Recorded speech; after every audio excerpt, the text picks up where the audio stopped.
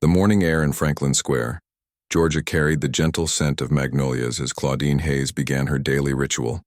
At 76, blind for nearly 3 decades, she navigated the familiar paths with a quiet grace that belied her years.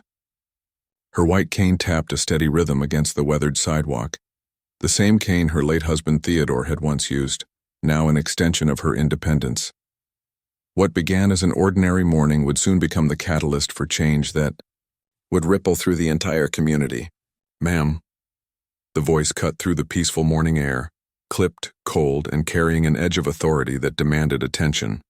Claudine paused, tilting her head slightly toward the sound. "I'm fine, thank you," she replied evenly. "Just walking." "You? Out here alone?" The question wasn't concerned inquiry but accusation dressed in civility. Claudine stood her ground. "I know this park like the back of my hand. Walked it nearly every day for the past 20 years. A sharp, humorless laugh followed. "Well, that might be part of the problem." She didn't respond, recognizing the subtle erosion of respect that preceded outright disrespect. Claudine had lived long enough to recognize the pattern. "You should really be more careful," the man continued, stepping closer. "World ain't as kind as it used to be." She lifted her chin slightly. "No, sir, it's not." The tension stretched between them like a wire about to snap. And then, "Let me see that for a second." Before Claudine could react, firm fingers closed around her cane, yanking it from her grip with sudden force. "What are you doing?" Panic threaded through her voice as her balance faltered. Her hands reached out instinctively, searching for stability in a world suddenly rendered even more invisible. The crack that followed would echo in her mind for weeks to come. A clean, brutal snap as her cane, Theodore's cane, broke in two like a twig beneath a boot. Officer Stephen Clean, badge number 214, tossed the broken pieces at her feet. "Next time, ma'am, don't get smart. Some folks might not be as patient as me." His footsteps retreated, leaving Claudine standing alone in the center of Franklin Square. Around her, people had witnessed everything. She could hear their shuffling, the uncomfortable murmurs, the quick steps of those choosing to walk away. No one said a word. No one offered help. With trembling fingers, she knelt down and gathered the splintered remains of her cane. Then, with remarkable dignity, she began the difficult journey home. One hesitant step at a time, palms outstretched to feel her way through the suddenly hostile world. What Officer Clean couldn't have known was that his act of cruelty had not gone undocumented. James Monroe, a 19-year-old who ran the coffee cart near the bridge, had seen it all. His hands had trembled on the coffee cups he was preparing, fear keeping him rooted to his spot. He hadn't intervened. He was young, scared, and still learning how to navigate a world that often viewed him with suspicion because of his skin, color.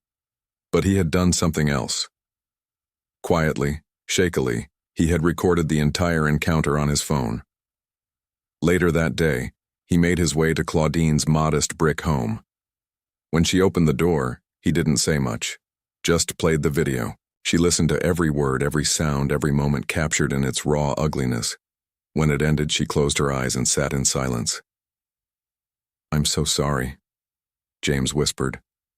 "It's not your fault," Claudine replied softly. Then, after another long pause, "But it is someone's." What neither of them could have known was that this act, committed with arrogant impunity under the bright Georgia sky, had set something powerful in motion. Not rage, not revenge. Reckoning, because Claudine Hayes had a son. 3 days had passed since the incident. Claudine hadn't left her house. The broken cane lay on her mantel like a relic, half memorial, half reminder. Then came a knock at the door. "Mrs. Hayes? My name is Detective Karen Elliott with the Georgia Bureau of Investigation. I'd like to speak with you." Claudine hadn't called the GBI. Had James? She opened the door slightly, just enough to perceive the woman's silhouette. Tall, mid-40s, with a badge hanging from a leather necklace. "What's this about?" Claudine asked. "There was a complaint filed about Officer Stephen Clean. He's being investigated for excessive use of force," the detective explained. But that's not why I'm here. Claudine opened the door wider. You're not the first Mrs. Hayes, Detective Elliott continued, her voice lowered. I've got 3 complaints in the last year, same officer, different victims, but none of them stuck. No footage, no witnesses. She paused significantly. But now we have you, and I hear there's a video. The detective was direct. If Claudine was willing to testify, they could bring everything into the light, not just what happened to her, but what had been happening for years. Officer Clean was protected, with friends in all the right places, but this might be their chance. Claudine stood in her doorway, processing the weight of what was being asked of her. She had always known that what happened wasn't an isolated incident but part of a pattern, a weather system that had been raining down on certain members of the community for generations. I'll do it, she said finally. Detective Elliott didn't smile. She just nodded, understanding the weight of what had just been set in motion. Meanwhile, in Washington, D.C., Malik Hayes stared at his phone in cold fury. He had just wrapped up a long shift reviewing a federal case when a message arrived from someone named James Liu. You don't know me, but I know your mom. You need to see this. Attached was the video. Malik didn't finish watching. He didn't need to. He was on the next flight to Atlanta. Malik Hayes stepped from the taxi in front of his mother's house at 6:42 the next morning. He still had his key. Ma, he called gently as he entered. Claudine sat by the window in her favorite chair, the broken cane beside her. I knew you'd come, she said softly. Why didn't you call me? Malik asked, taking her hand. I didn't want to bring this to your doorstep. You're doing good work up there. You've got a life. You are my life, he said, kneeling beside her chair. You are the reason I do what I do. Claudine smiled, though sadness lingered behind it. Then maybe it's time you did it here. Malik didn't respond immediately. Then, quietly, they don't know who you are. They don't care who I am, Claudine countered. But they will, he promised, rising to his feet. Later that day, Claudine and Malik met with Detective Elliott at a quiet coffee shop outside town. James joined them too, nervously twisting his baseball cap in his hands. We've got what we need. To press charges, Elliott began, sliding a manila folder across the table. But we both know that with the politics in this town, it might not be enough. That's why your name matters, Malik. Malik opened the folder. How so? You're not just a citizen. You're Assistant U.S. Attorney Malik Hayes. You were born here. You built your name on service, truth, and accountability. Elliott leaned forward. The moment people realize who Officer Clean laid hands on, the pressure will shift. I don't want to make this about me, Malik said. It's not, Elliott replied. But it is about what your name represents. Because in towns like this, names carry history, power, legacy. And sometimes they're the only thing that makes people look up from their silence. Claudine sipped her tea quietly. Your father would have been proud, she said, eyes misting. Malik placed a hand on hers. He gave me the name, you gave it weight. That evening, Malik held a press conference at the community center. He hadn't told many people, just a few trusted local leaders, the pastor and some of Claudine's friends from church. But word spreads fast in a town craving justice. The room was full. Malik stepped up to the podium without notes. My name is Malik Hayes, he began, and for those of you who don't recognize it, that's okay, but you probably know my mother, Claudine Hayes. For 30 years, she's been part of this community. She taught Sunday school, she volunteers at the food pantry, she walks Franklin Square every morning, even without her sight. And last week, she was humiliated by the very people sworn to protect her. He paused, letting the silence settle. This isn't just about one broken cane, he continued. It's about the kind of justice we tolerate. It's about how we treat those who are easiest to ignore. It's about a badge that became a weapon, and a silence that became complicity. Murmurs of agreement rippled through the crowd. Someone whispered, Amen. I've prosecuted cases across this country, Malik said, his voice rising. But this is home. And no uniform gives anyone the right to take away my mother's dignity. He held up the broken cane, its jagged edges almost ceremonial under the lights. This cane isn't just broken, it's evidence, it's a symbol. And starting tomorrow, we're going to make sure it speaks louder than the silence that let it break. The crowd erupted, not in rage but in resolve. Later, as they stood beneath the wide southern night sky, Claudine reached for Malik's arm. "You did good, baby. You're doing it the right way." Malik looked at the cane in her hand, the new one, sturdy and strong. But he kept the broken one too, in his briefcase and in his heart, because names have weight, but stories carry legacy. And theirs was just beginning. By Monday morning, the atmosphere in downtown Atlanta wasn't just tense. It was electric. Headlines spread across regional news sites. Federal prosecutor calls out local officer in alleged abuse case, and son of blind victim demands justice and has the receipts. Inside the Fulton County Civilian Oversight Board, there was movement, like never before, not because they suddenly found their courage, but because the spotlight had turned on them. The press was calling. Civil rights attorneys were circling. Elected officials were being tagged on social media. And most importantly, the people were watching. At the hearing, Officer Stephen Clean sat stiffly in a gray suit, his lawyer whispering strategy beside him. He had never expected this to go so far. Complaints were supposed to be dismissed, statements rewritten, cameras conveniently failing.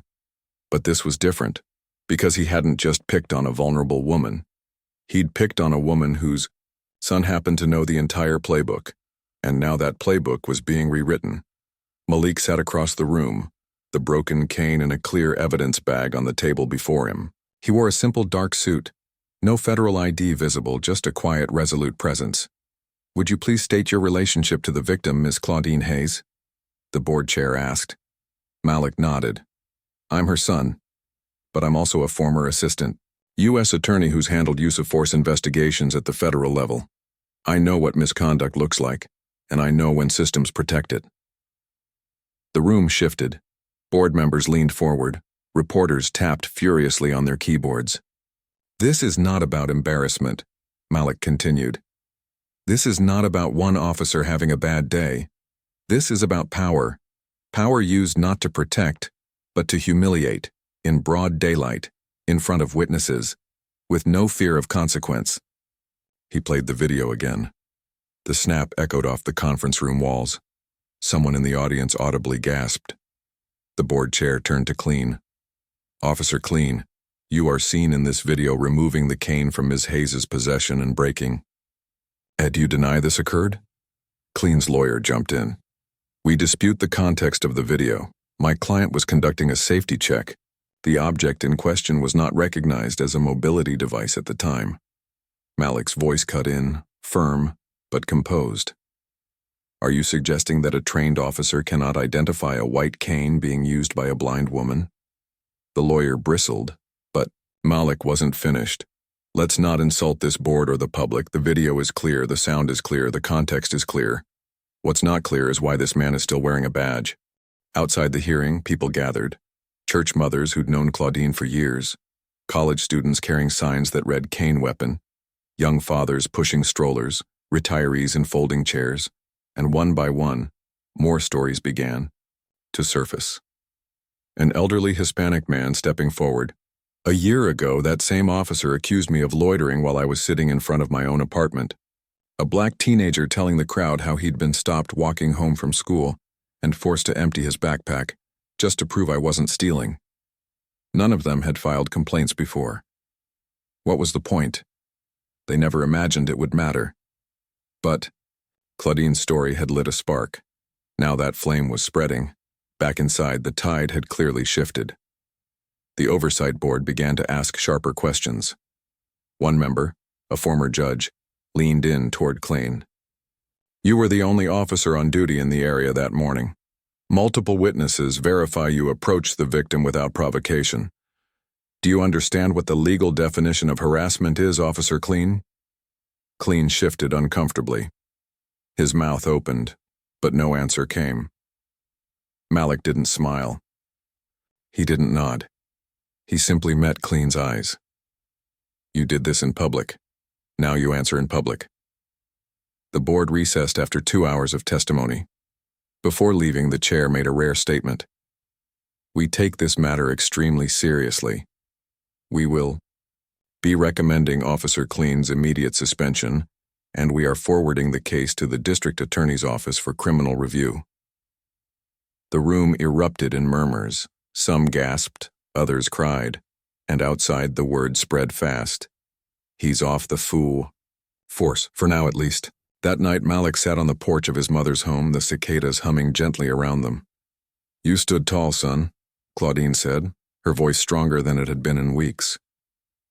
You gave me the reason to, Malik replied. She tapped his hand, gently with her fingers. I didn't think I'd live to see the day someone like him get held accountable. Not in this town. Malik looked out toward the square, dim in the distance. We're not finished, but they blinked, Ma, and sometimes that's how the wall starts to crack.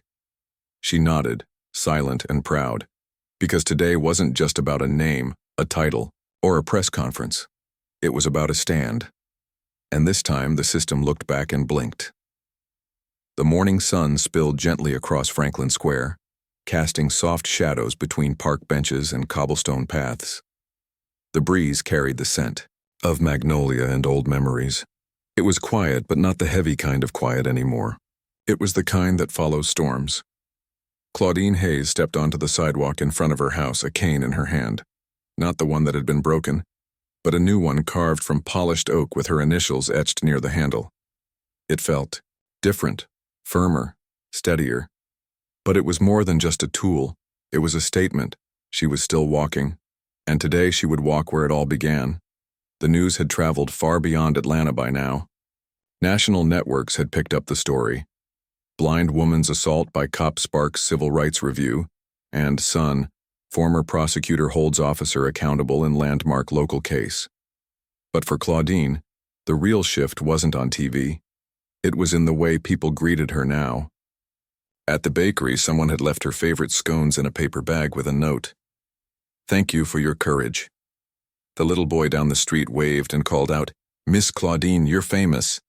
And perhaps most importantly, the silence that had once surrounded her after the incident, after the humiliation, had been replaced by voices.